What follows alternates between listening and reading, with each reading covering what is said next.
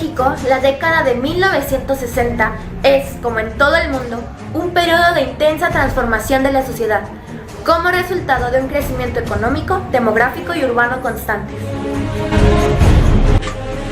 Que produce una creciente diversidad en la organización social y engendra innovación en la cultura intelectual, estética y política. Estos cambios fueron el fruto de las políticas económicas y sociales del régimen de la Revolución Mexicana que se conjugaron con la tendencia mundial del estado de bienestar, welfare state, y llega a su límite político a finales de los años 60 y principio de los 70, según los tiempos nacionales de cada país. En los dos sexenios de Adolfo Ruiz Cortines y en el de Adolfo López Mateos, surge lo que se conoce como desarrollo estabilizador, y esta es la primera vez que aparece una política económica transeccional, sin la diferenciación en el diseño de la política económica en los periodos presidenciales. Esta categoría de desarrollo estabilizador fue creada por Antonio Ortiz Mena, que era un secretario de Hacienda. Él la dirigió durante la década de 1960. Afirma, y cito textualmente: esta denominación la utilicé por primera vez en un estudio que presenté sobre el desarrollo económico de México en las reuniones anuales del Banco Mundial y del Fondo Monetario Internacional, celebradas en las ciudades de Washington en septiembre de 1969. Ya posteriormente el estudio fue publicado por Nacional Financiera Ortiz 1969. Este mismo modelo mexicano de desarrollo, instrumentado entre 1958 y 1970, fue impulsado por un Estado fuerte, interventor, proteccionista y altamente regulador, con políticas públicas de inversión en infraestructura y bienes de capital. Entre 1959 y 1970, el gasto del gobierno federal en promoción industrial y fomento comercial creció 158% y el gasto en comunicación y transporte tuvo un incremento de 100%. Durante esos 12 años, los distintos sectores de la economía tuvieron un incremento significativo. Por ejemplo, la electricidad mostró un crecimiento real de 12.83%, el comercio, el transporte y las comunicaciones 6.03%, el sector manufacturero 9.11%, y a través del modelo de sustitución de importaciones y crecimiento del mercado interno, los servicios se elevaron un 6.65%. Por ejemplo, la construcción 8.48%, la minería 6.81%, siendo la agricultura el sector económico con más bajo crecimiento de apenas 3.28%.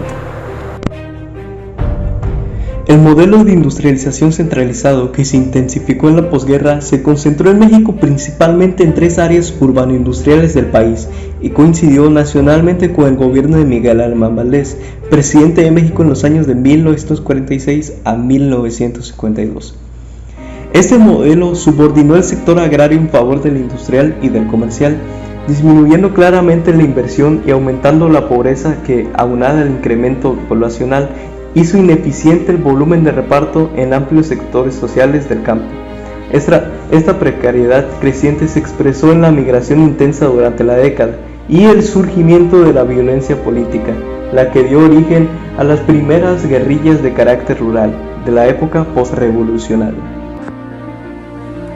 A partir de 1960 inicia el agotamiento de la etapa fácil de la sustitución de importaciones, lo que implica un desarrollo tecnológico más complejo, en el que la inversión tecnológica por obrero ocupado deberá ser considerablemente más alta. Este hecho afectó las oportunidades de empleo y produjo una disminución considerable del ritmo de crecimiento del mercado laboral e industrial. El cambio económico y social se mostró en el tránsito de un mundo esencialmente agrario a uno tendencialmente urbano, lo cual fue resultado de un rápido crecimiento de la población, originado por la transformación en la calidad del nivel de vida de la población. El crecimiento demográfico fue concomitante a un acelerado proceso de migración interna hacia los centros industriales en expansión circunvecinos de las ciudades más importantes del país, siendo el principal polo de desarrollo el de la zona metropolitana del Valle de México, que comprendía la Ciudad de México y los municipios del estado de Hidalgo y del estado de México. Este fortalecimiento de la capital reforzó el centralismo económico, político y cultural históricamente existente en el país. Esta distribución espacial de la población incrementó las desigualdades sociales y condicionó la calidad de los servicios que recibían las poblaciones en la medida en que los beneficios sociales en educación, salud, agua potable se hacían más costosos para poder acceder a ese tipo de población dispersa y distante de los centros urbanos que concentran los servicios a distribuir y los recursos presupuestales para hacerlo. Muchas de las poblaciones eran indígenas, monolingües y con una economía familiar de autosubsistencia. Por esto, hubo una dispersión de la población agraria en pequeñas comunidades rurales. Esto ocasionó principalmente la pérdida de identidad entre los representantes y los representados, como dirigentes de las instituciones corporativas campesinas, llevando consigo movimientos populares campesinos que pasaron de la demanda legal del reparto de la tierra a la guerrilla. Esto como forma de lucha frente a la estructura de dominación y explotación sostenida con la violencia estatal y de los grupos de poder regionales. Dirigidos por maestros rurales, personas con amplia autoridad en las comunidades y que social y económicamente formaban parte de los sectores medios rurales. Los dos líderes más importantes fueron Genaro Vázquez y Lucio Cabañas Barrientos. En la siguiente tabla podemos ver cómo desde 1940 a 1960 los pequeños propietarios, los ejidatarios, los trabajadores agrícolas estaban al por mayor, ya que México era esencialmente agrícola, y a partir de 1960, que fue cuando se implementó el modelo de industrialización, se evidencia el cambio económico y social, el tránsito de un mundo esencialmente agrario a uno tendencialmente urbano. Un tercer movimiento guerrillero dirigido por Arturo Jamís García, principal dirigente de la guerrilla, que el 23 de septiembre de 1963 perdió la vida.